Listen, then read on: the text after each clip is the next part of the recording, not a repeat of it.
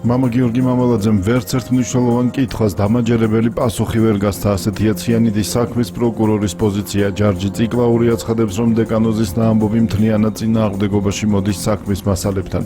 პროკურატურის საგამოძიებო ნაწილის უფროსის მოადგილე ამბობს, რომ ბრალდებული მიზნად ისახავს მსხვერპლად წარმოჩინდეს და მოსალოდნელ მძიმე სასჯელს თავი აადიდოს. საპირისპიროს აცხადებენ ადვოკატები და ამბობენ, რომ მამალაძემ ყველა კითხვას პასუხი ამომწურავად გასცა. ადვოკატების განცხადებით დეკანოზის მიერ მიცემული ახალი ჩვენებიდან გამომდინარე იკვეთება გარემოება, რომ დაიგითხონ სინოდის წევრებიც. ცნობისთვის დაკავებული დეკანოზის დაკითხვა მატროსოვის ციხეში მთელ დღეს გაგრძელდა. პროკურატურის ინფორმაციით ბრალდება დეკანოზს შორენა თეთრუაშვილის მკვლელობის მომზადების საქმეზე აქვს წარდგენილი. სასჯელი 7-დან 15 წლამდე პატიმრობას ითვალისწინებს.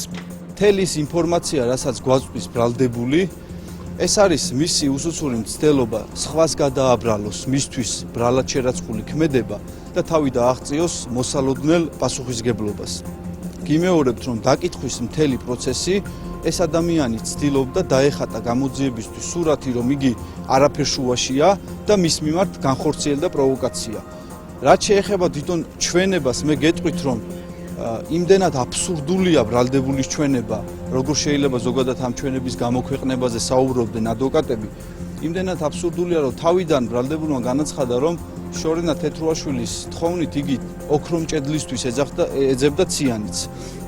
შემდეგ ახალი ვერსია შემოგთავაზა, რომ თითქოს ამ ციანიდით თავად შორენა თეთრუაშვილი აპირებდა თვითმკვლელობას. დღეს, როდესაც ჩვენ უთხოვარით მტკიცებულებები გავასაჯაროეთ, ვიდეო ჩანაწერებს გულისხმობ.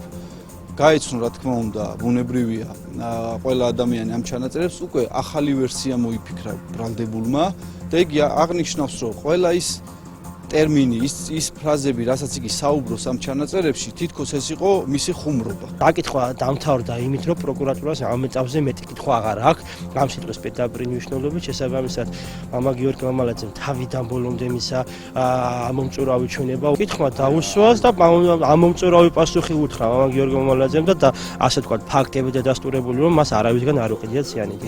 ხანაშვილზე რომ თანამზრახველი ან ეჭვმიტანილი იცით რა არის, ჯერ ვისაც ბრალი აქვს დაყენებული, იმისი დანაშაულებრივი ქმედება ვერ დამტკიცდება და შესაბამისად ახლა სოსო ხანაშვილი არანაირ შემხებლობაში არ არის და აბსოლუტურად დეტალურად იყო ის ურთიერთობაზეც ლაპარაკი და მე აბსოლუტურად ვერ ხედავ რამე ესეთ ობიექტურ გამოძიების კვალზე სვას, რომ სოსო ხანაშვილი შეიძლება რამე